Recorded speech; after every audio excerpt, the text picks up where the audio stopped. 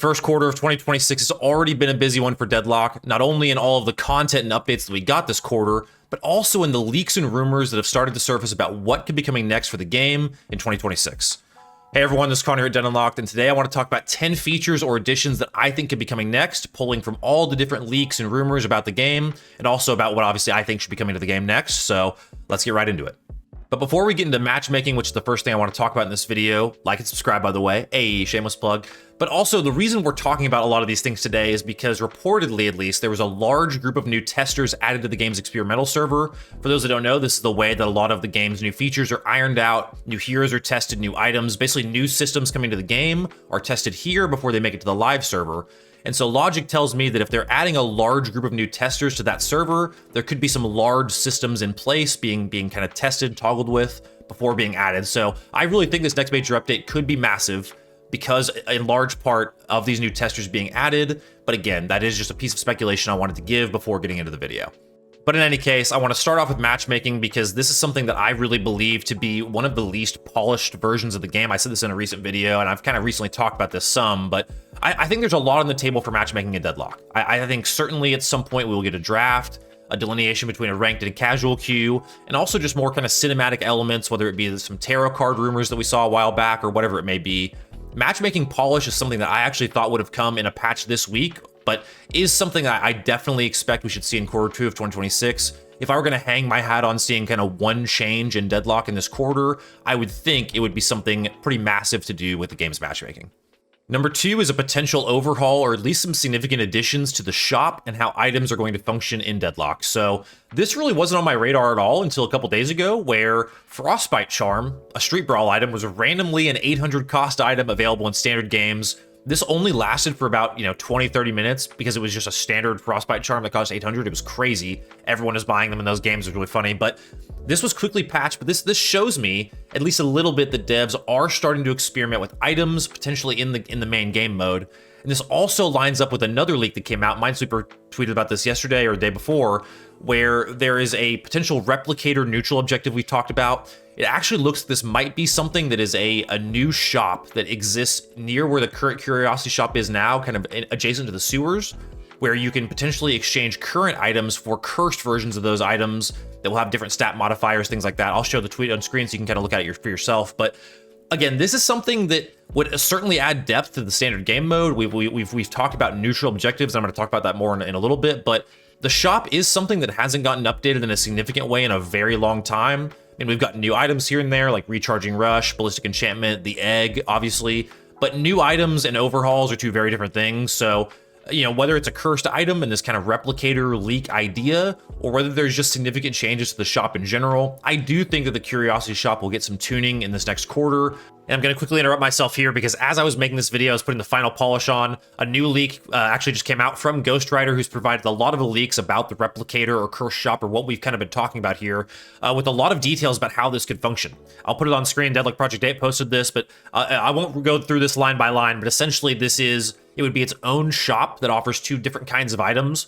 One being these kind of cursed upgrades that will be tailored to each player, refresh every 10 minutes, or that you can pay to refresh, that could cost up to 9,600 souls, with these potentially even being like Street Brawl implemented items. So this could have been why we actually saw Frostbite Charm added into the shop in that game, was because of an early test of this system. So like I said, you can pause the video, read through this on your own if you'd like, but there's two different kinds of items that would be offered: cursed upgrade items and cursed enchanted items, and the post goes through it there in more detail. But in any case, this gives even maybe more credence to the fact that we could expect some big shop upgrades, or big changes to the shop rather, in Deadlock in 2026, or maybe this kind of being its own form of a neutral objective coming to the game. Whatever it may be, this is certainly an interesting new leak nonetheless.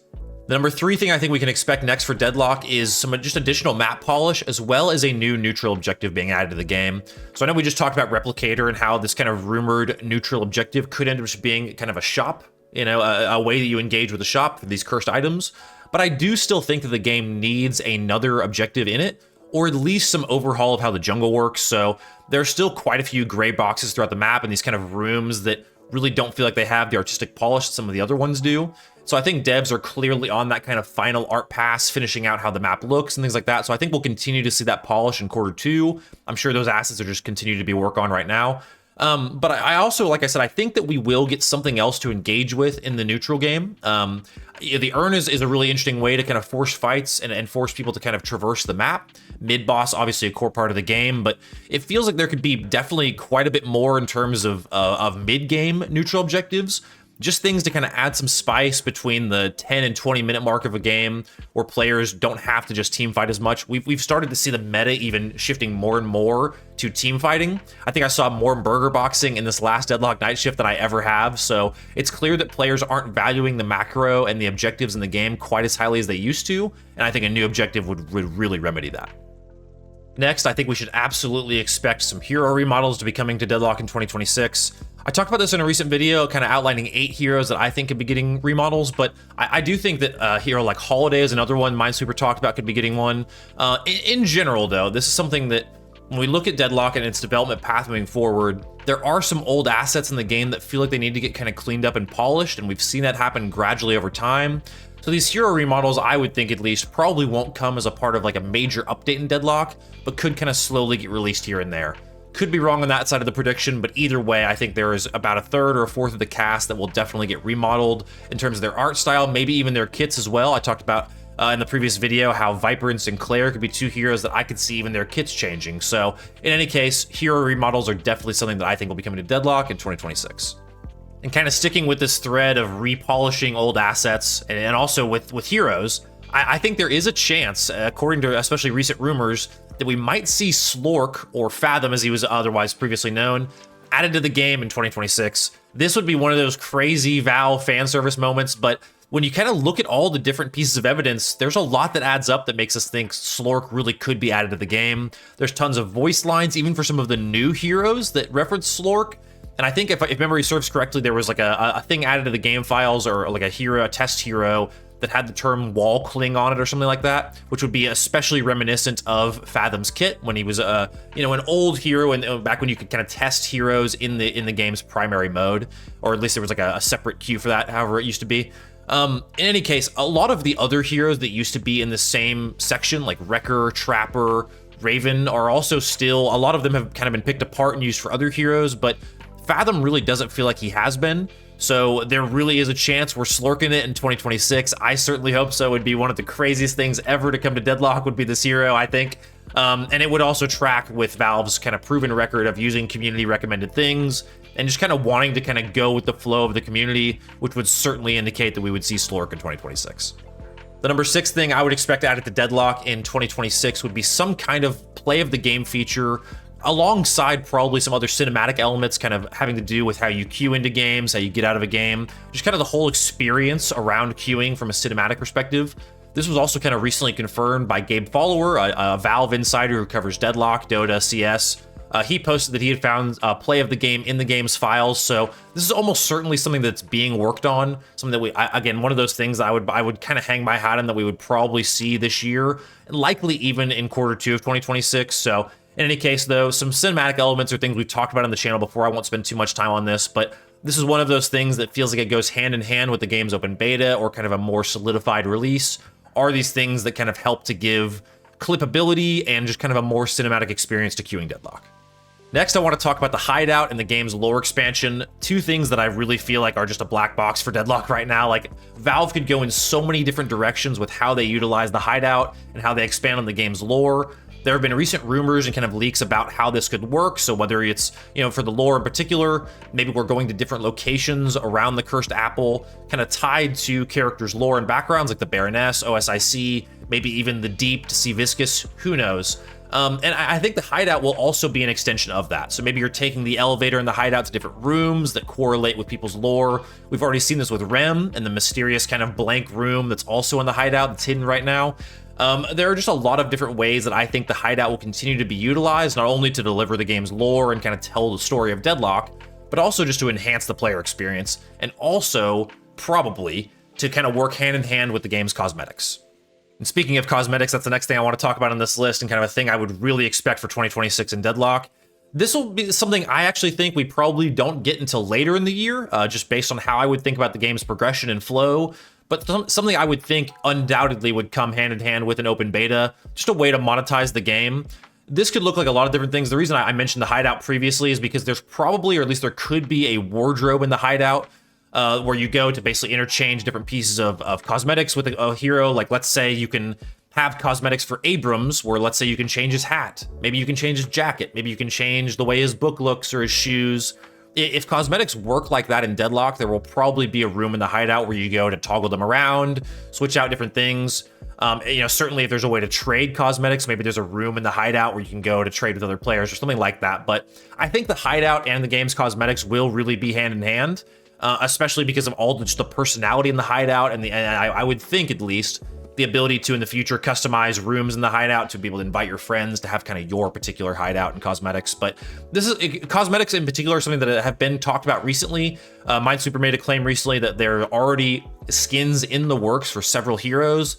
Also mentioning a few specific sprays that we could see in the works for, like Dynamo, I think was one mentioned. So cosmetics will undoubtedly be something in Deadlock. This is something that Valve notoriously cook with. If you look at their past titles, CSGO obviously has like a whole culture around crate openings and things like that. And, Team Fortress 2 obviously has its own amazing cosmetics as well. Deadlock will be no different. And I think, honestly, will probably go above and beyond what those other titles have done in terms of cosmetics. The number 9 thing I'll quickly mention, I really think Deadlock just needs more beginner resources. I'll probably always continue to harp on this one because the new player experience feels so rough right now. I mean, you can play Street Brawl, you can play bot matches, there is a small tutorial, but when you get into actually like a lot of the kind of craft of playing the game, creating builds, getting into the nuance of how items work, just like figuring out the game's macro, there's not a lot of hand-holding right now. That could be intentional from Valve. They might just want players to kind of have to, get thrown into the fire and figure it out, or maybe you that's why the spectators in the game, so you can spectate pro players, kind of like Tim the Tatman has done. There's a lot of different frameworks for how to approach a complicated game from a beginner's perspective, but I do think that Valve will inevitably add more to the game to try and make it at least a little bit more accessible for new players coming in. And last, but certainly not least in this list, is I think there's actually a chance, which I cannot believe I'm actually saying this, I think there's a chance we get PvE and Deadlock in 2026. Getting PvE before Overwatch would actually be crazy. As a longtime Overwatch player, that would just be kind of bonkers to me. But I really do think, there have been kind of more and more rumors about PvE development in Deadlock. In particular, maybe some kind of like man versus machine, or just some kind of like a wave-based way of engaging with PvE in these kind of like mini missions. This would really tie in well to like the idea of lore delivery being kind of through going to different locations across the Cursed Apple and seeing different characters, maybe even things in the Hideout. But I think there will be some kind of PvE to Deadlock, maybe even also lending itself to that kind of what do beginner players do question. Well, maybe you do some missions and that's kind of the way you learn how the game works. Maybe this is the way that, kind of the how-to and the tutorial of the game play out are through these kind of PvE style missions. Who knows? This is one that feels like it could be probably the most far out in terms of things that we're talking about in this video, things practically we could see in 2026. Maybe this isn't one of those things. And honestly, when I think about PvE being added to the game, it almost has me like second guessing whether it really is close to open beta or not. If we're still talking about these mass level systems additions, like a PvE system, for example, that really feels like something that could take a long time to implement and to add. But at the end of the day, if one thing has become clear to me in making this video and keeping up with Deadlock news in the first quarter of 2026, it's that there are a lot of different things on the table for this game at all times. It seems like devs are constantly working on a dozen different things for this game. It makes it really hard for folks like me to guess what's coming next. But in any case, I think it's a good sign for Deadlock players, all of these different things, because it shows that Valve really are committing serious energy to this game and that they have no plans of slowing down development in 2026, which again, for me, is such great news to hear. But at the end of the day, thank you all so much for tuning into this video. Let me know what you all think could be coming next to Deadlock in 2026. Like I said, there's a lot of different things on the table, but some more likely than others, sure. But there are a lot of different things that could be added to this game, not only just in this next quarter, but certainly in this next year. But as always, thank you all so much for tuning in. And from our house to yours, we'll see you all next time here at Dead Unlocked.